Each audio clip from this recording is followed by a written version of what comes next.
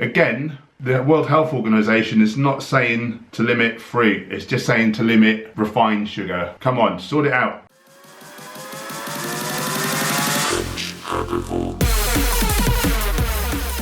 I recently asked my subscribers if there's any videos they'd like to see me make, and John Yin said maybe a breakdown of this article in the Daily Fail.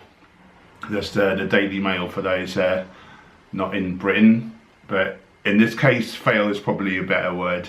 So the Fail online. Beware those organic, vegan, raw, healthy snacks. They can contain as much sugar as toffee, and some are as natural as a jammy dodger. Here's a jammy dodger in case you don't know what they look like. Nutritionist Zoe Harcombe gives her verdict on 10 popular snack bars. So the first thing I did was I went and looked to see who Zoe Harcombe is. I see she's got a diet book out, so I thought I'd check what does she recommend eating. Phase 1, just 5 days long, or stay on it longer if you've more than 20 pounds to lose. You can have unlimited meat, fish and eggs. Unlimited. You can have unlimited cancer later on, and heart disease as the cholesterol fills up your blood vessels with atherosclerosis and kills you. She'll argue the point, but the fact of the matter is there's doctors, Cordell Esselstyn, Dean Ornish, other plant-based doctors reversing heart disease with nutritional iron, whole foods, vegan, reversing these diseases. So the fact is that that's the only diet that does that. There's no other diet can reverse heart disease. #1 killer of Westerners. If our LDL cholesterol is low enough, we now know that we're heart attack proof. Strikes me as kind of the Atkins diet revisited, or paleo. If your calories are low enough, you can lose weight, but doesn't mean it's doing your insides any good, and it doesn't mean it's going to be the diet for longevity. Check out the Loma Linda study where they pitched vegans versus vegetarians versus meat eaters. The vegans had much less heart disease and cancers and diabetes. Anyway, let's see what she had to say in this article. Okay, the good old Naked Bar. Big fan of these. So she's claiming it's massively high in sugar from 3 dried fruits. 16.6 grams of sugar. Massively high.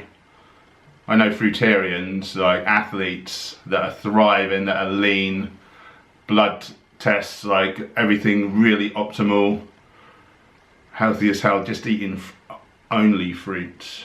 A lot of dried fruits as well, a lot of dates, but you have to add in lots of water to, obviously because the water's taken out. So she's kind of saying dates are staggeringly high in sugar at 66%. Not even toffee has that much. So she's kind of confusing table sugar with sugars found in whole foods, which come along with the fibre, which binds it, makes it more slow to digest, more slow to assimilate, so it doesn't cause a problem. Factory run off of sugar. Every single cell of your body runs off of sugar. Okay, so here's a paleo bar. I've not seen this one before. UK's first paleo bar. So this is dates, almonds, apple, pecan, cinnamon and almond oil. So I don't like this simply for the almond oil. Oils we know are not a healthful food. This might be grain free, but it's not a paleo bar. Cavemen or women did not have access to dried fruit and would not have consumed any nuts in their natural form. I think they would have probably consumed some nuts here and there. Paleo followers mostly consume meat, fish and eggs. Now this is true. This is what the modern paleo diet is, you know, what we call the paleo diet. People eat in this way modern days, but modern bone analysis and from stool samples, coprolites, basically from like fossilized paleo poo, we know that paleo man actually ate 90% vegetable matter. So there. And of course the other thing with paleo, people used to die around age 35 from infections and things, so it didn't matter that they were getting the old atherosclerosis from eating the dead animals. Realfoods.co.uk, 80% raw. So yeah, I don't like this bar myself. It's got agave syrup, bran rice protein, which is obviously isolated. The whopping 27 grams of sugar is more than the World Health Organization's latest recommended limit of 25 grams a day.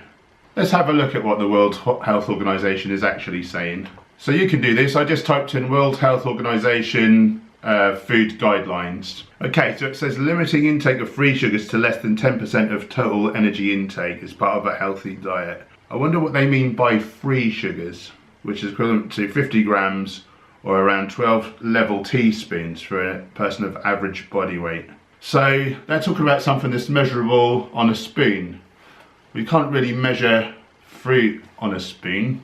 It's as though they're talking about refined sugar. That would be my hunch. Okay, so most free sugars are added to fruits or drinks by the manufacturer, cook or consumer, and can also be found in sugars naturally present in honey, syrups, fruit juices and fruit juice. Yeah, so they're basically saying refined sugar or sugar that comes from juice which has not got all the fibre to slow down its absorption. She's totally missed the point on that one. 9 bar, mixed seeds, rice syrup, agave syrup, protein crispies, some oil, dicalcium phosphate, natural flavourings, whatever that means. Yeah, I'd agree this isn't a healthy bar.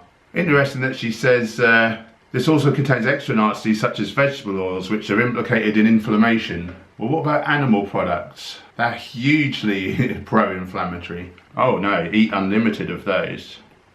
Root health, so dates, cashews, pumpkin seeds, apples, cinnamon and ginger. Sounds healthy to me. Zoe says this is possibly the best of a bad bunch.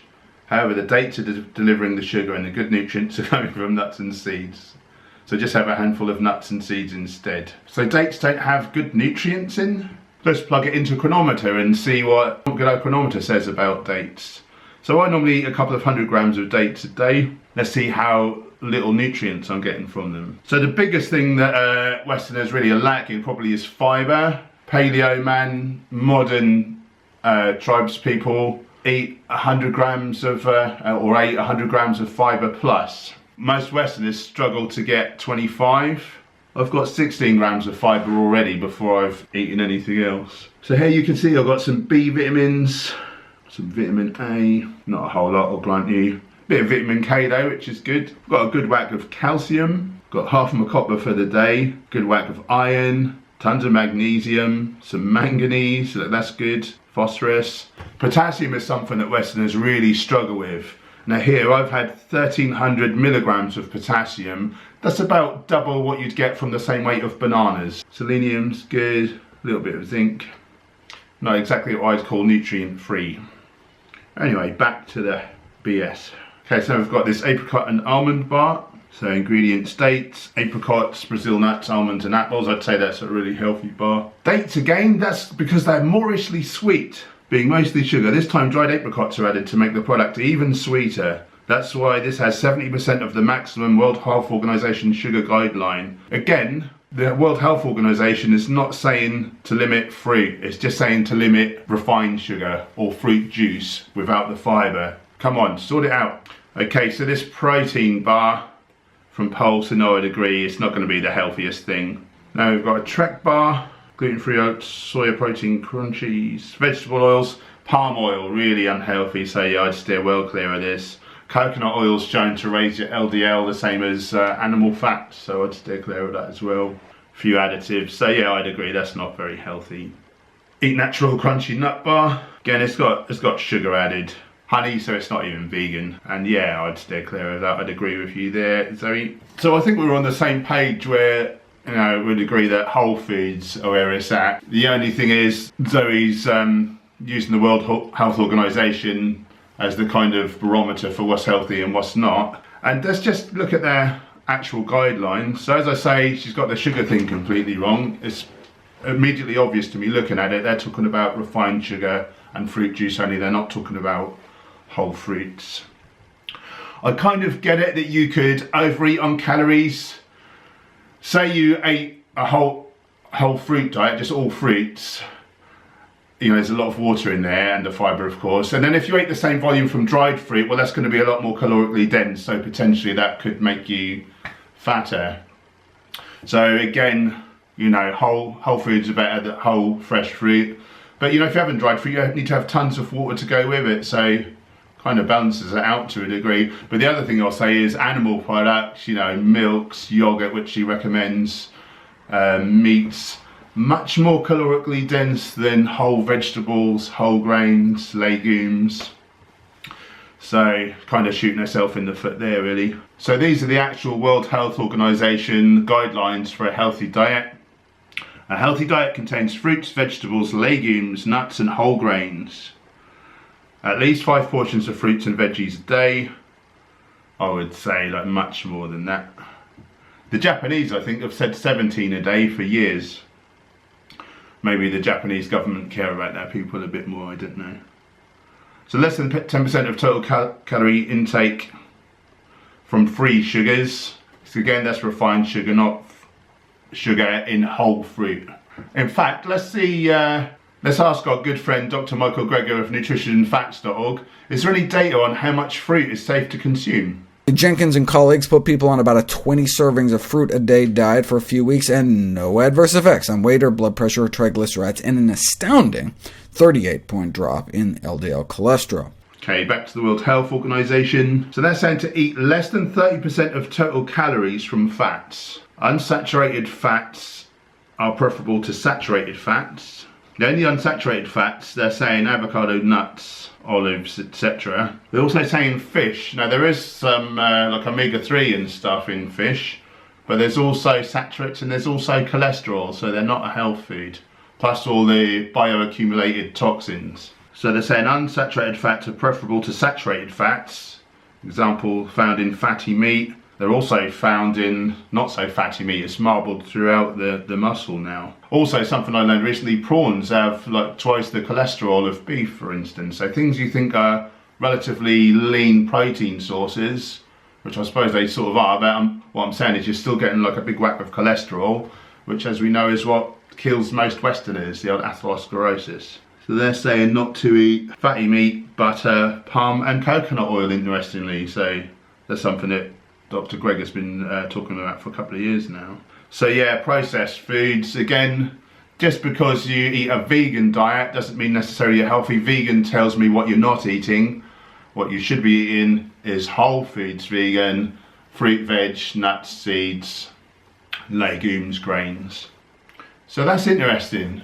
Have you noticed they're saying eat these whole plant foods, and then they're saying avoid these nutrients, which are mostly from animal products. They're not saying you must have meat, you must have dairy, you must have fish. I don't know why they're not just coming out and saying everyone should eat a whole foods vegan diet. Perhaps there's some vested interest there somewhere, but just read between the lines. Yes to plant foods, no to saturated fat, cholesterol, no to animal foods. Every time you put something in your mouth, it's a chance to either promote your health and longevity or to promote disease. Choose wisely.